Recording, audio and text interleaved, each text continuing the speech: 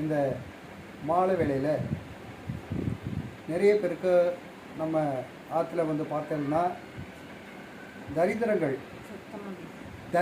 நிறைய இருக்கிறது. அந்த தரித்திரங்கள்லாம் நமக்கு எப்படி வந்து சேர்றது, தரித்திரங்களை எப்படி நாம் அதிலிருந்து தப்பித்து கொள்ளுதல், அந்த நவகிரகங்கள்லேருந்து துஷ்டகிரகங்கள், அதாவது ஒவ்வொரு கிரக ஆட்சியின் பிரகாரம் நமக்கு வரக்கூடிய கஷ்டம் நஷ்டம் இழப்புகள், இப்படி இப்போ உபாதைகள் நோய்கள், இப்படியெல்லாம் நாம் எப்படி அதிலிருந்து நாம் தப்பிக்கிறது அப்படின்ற விஷயத்தை நாம் இன்றைக்கி ஒரு விளக்குறைகளாக அடியேன் வந்து இறைவனுடைய அருளால் இதை நான் சொல்ல போகிறேன். இது யாருக்கு ரொம்ப ரொம்ப பொருந்தும் அப்படின்னு சொல்லிட்டு பார்த்தீங்கன்னாக்க, இது ஆண்கள் முழுக்க முழுக்க உழைக்கக்கூடிய ஆத்மா சக்திகளாக இருக்கிறாங்க. அவங்களுக்கு என்னென்னு சொன்னாக்கா பார்த்தீங்கன்னாக்கா, நிறைய பேருக்கு காலையில் எழுந்து ஓடணும், ஆஃபீஸுக்கு போகணும், அப்புறமா அங்கேருந்து வரணும், டயர்டாக வந்து படுத்துங்கணும். இதுலேயும் நம்ம இந்த சித்தார் வேலைகள் கஷ்டப்படுறவா அவெல்லாம் இருக்கிறவா எப்படின்னு சொன்னாக்க ரொம்ப சிரமத்துக்குள்ளாகிடுறா.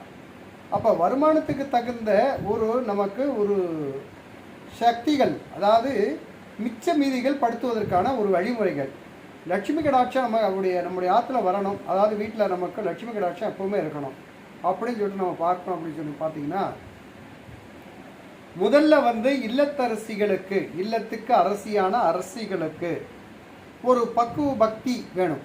அந்த பக்குவ பக்தி என்னவென்றால், எதுலேயுமே குழந்தைகளை வந்து ஸ்கூலில் அனுப்பிச்சி வைக்கிறதோ அல்லது நம்ம ஆத்துக்கார டியூட்டிக்கு அனுப்பிச்சி வைக்கிறதோ சமைக்கிறதோ, இதெல்லாம் ஒரு வாழ்க்கை என்பது அப்புறமேல்ட்டு இது வேணும். அதுக்கு முன்பாக நாம் திருமணம் நடந்த உடனேயே பார்த்தேன்னாக்க, வீட்டுக்குள்ளே வரும்போது ஒரு படி அரிசியை முதல்ல வலது காலால் எட்டி உதைத்து அந்த பெண்ணுக்கு உள்ளே அழைச்சிட்டு வந்து ஒரு தீபத்தை ஏற்றி அந்த குடும்பத்துக்கு குலவிளக்காக நீ விளங்க வேண்டும் அப்படின்லாம் சொல்கிறார். அப்படி சொல்கிறச்ச பார்த்தீங்கன்னா, இது இப்போ நாம் சொல்கிறது கிடையாது, நான் சொல்கிறதோ அல்லது மற்றவங்க சொல்கிறதோ நீங்கள் நினச்சிக்காதீங்க. இதெல்லாம் தொற்று காலமாக பழங்காலத்திலேருந்தே ஏற்படுத்தி கொண்டு வந்திருக்கா. அப்படி வருகின்ற போது நாம் அதை அந்த முதல் நாள் மட்டும் செய்யறதை செஞ்சுட்டு மற்ற நாட்களில் வந்து தூங்குறதோ 9 மணி வரைக்கும் தூங்குறதோ 8 மணி வரைக்கும் தூங்குறதோ 7 மணி வரைக்கும் தூங்குறதுன்னா, மகாலட்சுமி நம்முடைய வீட்டுக்கு வந்து கதவை தட்ட மாட்டாள். அதுதான் உண்மையான விஷயம். சரி, எத்தனை மணிக்கு நாம் இதெல்லாம் எப்படி நம்ம செய்யணும்? காலமரை நாம் எழுச்சிடணும். காலமரை எழுச்சி ஒரு 5 மணிக்குள்ளே தான் தெய்வ சக்திகள்லாம் அப்படியே உலா வருமா. அப்படி தெய்வ சக்திகள்லாம் உலா வருமா அப்படின்னு இந்த காலத்தில் வருமா அப்படின்னு பார்த்தீங்கன்னாக்க, ரோடுகளில் பார்த்தீங்கன்னா கோமாதாக்கள்லாம் இன்றைக்கி உலா வந்துட்டுருக்கா.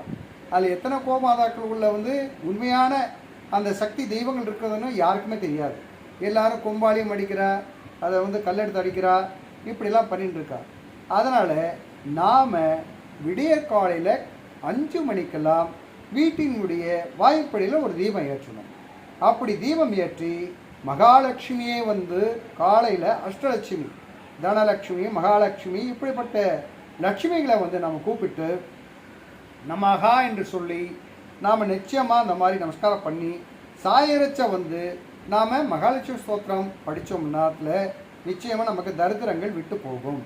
அது எப்படிலாம் பண்ணலாம் அப்படி சொன்னால், நல்ல நறுமணம் கொண்ட சாம்பிராணி, நறுமணம் கொண்ட ஊதுபத்தி, ஒரு மல்லிகை புஷ்பம், இந்த மாதிரி புஷ்பங்களை வைத்து ஒரு வாழைப்பழம் நம்ம கையில் உண்டானது அப்படி நெய்வேத்தியங்களை வச்சு நமஸ்காரம் பண்ணி பூஜிதம் பண்ணி வந்தால், அந்த இல்லறத்தில் தெய்வங்கள் 33 கோடி தேவர் 44 ரிஷிகள் மட்டும் இல்லாமல் எல்லா லட்சுமிகளும் வீட்டுக்கு வந்துடுவா.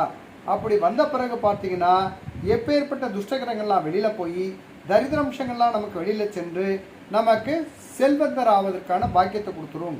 அது மட்டும் இல்லை, குடும்பத்தோடு ஒன்றி வாழ்வதற்கான பக்குவ நிலையை தெய்வம் தந்துவிடும். இதுதான் உண்மையான விஷயம். மனிதனை மனிதன் புரிந்து கொண்டு நடந்தால் அந்த வீட்டில் சண்டை இல்லை, சச்சரவு இல்லை, போட்டி இல்லை, பொறாமை இல்லை. அதை விட பெரிய விஷயம்னா கைகலப்பில்லை. இன்னொரு விஷயம் என்னன்னு சொன்னால், அந்த வீட்டில் தரித்திரம்சமே இருக்காது, தெய்வ கடாட்சம் தான் இருக்கும். இதை தினமும் நீங்கள் செய்யறதுக்கு இல்லத்தரசிகள், அந்த மகாலட்சுமி அப்படின்னு சொல்லக்கூடிய இல்லத்தரசிகள் இது தினமும் அனுதினமும் கடைபிடிக்கிறதுக்கு முயற்சி பண்ணுங்க. வீட்டில் கல்வி கடாட்சம் உண்டாகும், செல்வம் உண்டாகும்.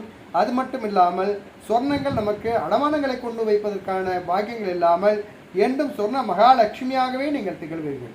நமஸ்காரம். மீண்டும் ஒரு நாட்களும் இதே போல் நமக்கு உங்களுக்கு சில ஆன்மீக ஒரு குறிப்புகளை அடியேன் தருகின்றேன். பிடித்தால் எடுத்துக்கொள்ளுங்கள், நிச்சயமாக பாருங்கள். நமஸ்காரம்.